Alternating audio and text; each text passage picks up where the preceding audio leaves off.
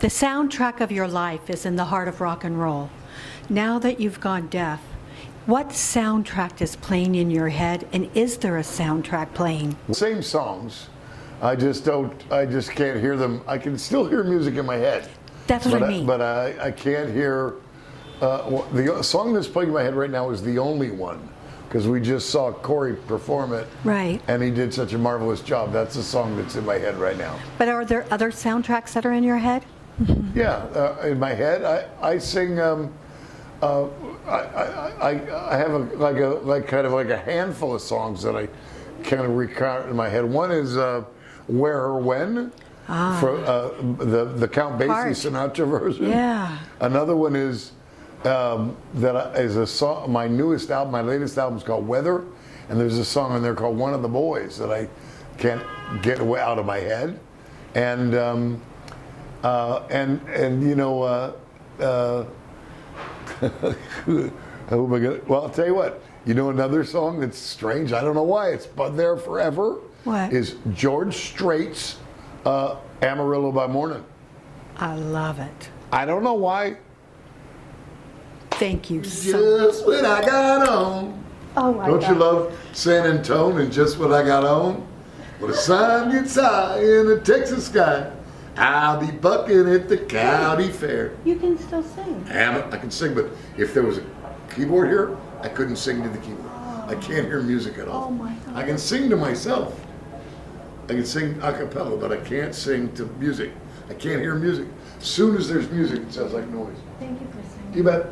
Good to see you. Before we start, I should just say, as a general sense of where we are, we're about 2 weeks into rehearsal. So this is kind of an open rehearsal share, more than a finished product, but hopefully you'll get the idea, the energy, the joy, the tidal wave of fun that's coming off the stage. We are set at the Midwest Packaging Conference in Chicago, where everything's coming up cardboard.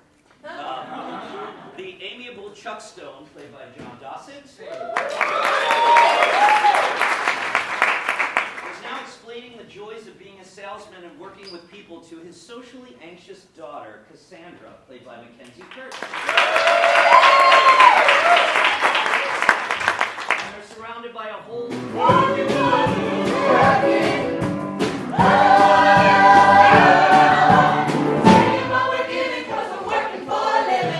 Behind every successful salesman is probably some successful salesman.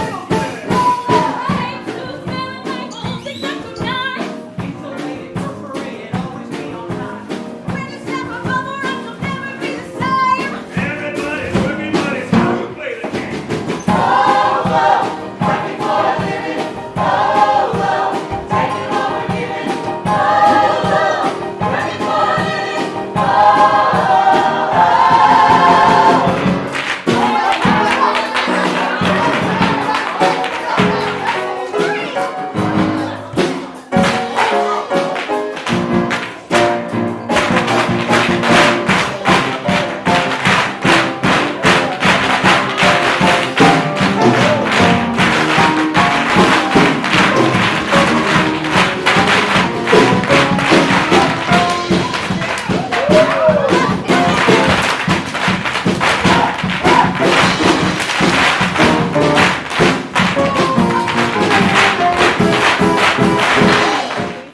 Hi, I'm Gordon Greenberg. I'm the director of the Heart of Rock and Roll on Broadway.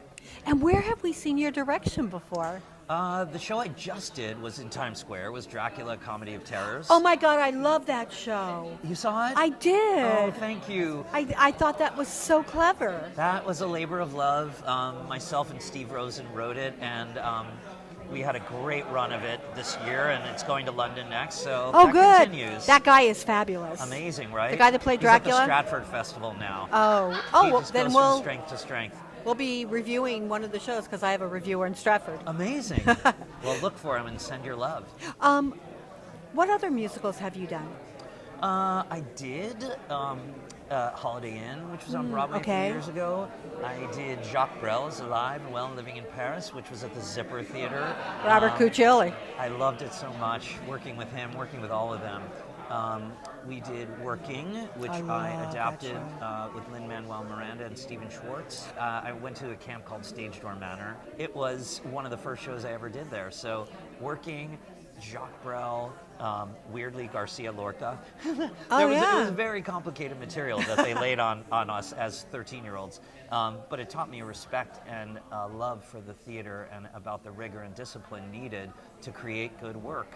Janine Tesori was my camp counselor. Oh, really? Yeah, so she wow. shaped so much of how I think about theater and work and creativity now. How did you get involved in this project? About 10 years ago, I was asked to look at a script and meet with the original producer and the writer.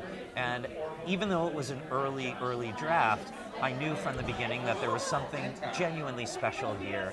And it was the music of Huey Lewis and also the world that we were living in. I knew it was going to take place in and around Chicago. I knew it was going to take place in the 80s. I knew it was going to feel like a John Hughes movie, which was my favorite. Growing up, I just wanted to be Ferris Bueller. And so this takes you into that world, that spirit, and I wanted to do something that was joyful.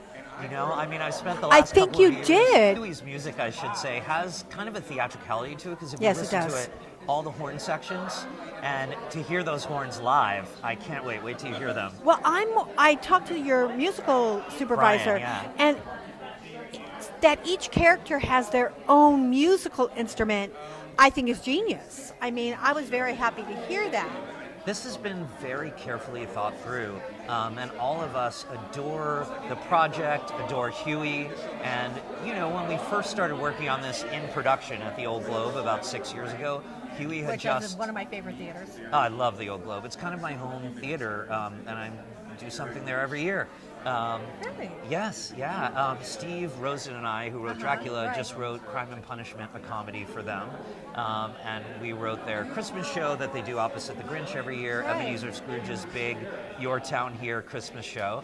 And we're just about to do another commission there because Barry Edelstein, who's the artistic director, is such a smart and kind and supportive dramaturg, producer, amazing. and he really helped us get our bearings with this show. But when that happened, Huey had just lost his hearing, and he had just realized that he was unable to tour anymore. It's the moment where we realized this show was going to be his legacy, and I felt a depth of responsibility for making sure the show carried his style and his grace and his humor and silliness and kind of juicy bop fun that all of his music sounds like, because he really is the guy you saw today. It's no different from moment to moment. There's no front face, back face. Which leads me to the question that I want to hear from most people. What Huey Lewis song says who you are? I think I love the juiciness of Do You Believe in Love? Do you believe in love? It's so much fun. I can't believe I'm singing. I'm not qualified. But That's it not makes me true, happy. actually. And from the beginning, it just like, I was walking, like you hear it and you just engage. And maybe I heard it at some special moment in high school. And it's like a Proustian thing. It's just coming back to me. But that song is so joyful and kind of reminds us ultimately that we're more alike than not. But want to make a true statement that life is even more joyful when you can make peace, first of all, with the choices that you didn't make, to truly be able to be where you are and not thinking about yesterday or tomorrow or what's on your phone, but being here in the room with this music, with this story, in this moment. It's a privilege and it's rare, and Very. that's our only goal, is to engage people and give them joy.